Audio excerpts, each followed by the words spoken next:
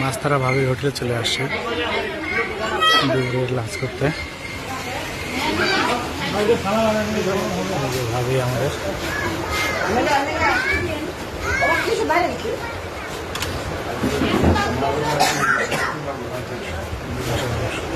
আমাদের খাবার চলে আসছে।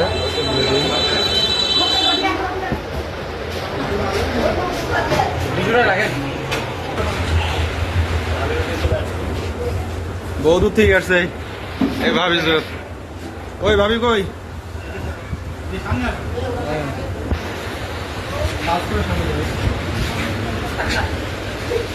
আজকে কতগুলো রান্না হয়েছে ভাবি? 120 পিস।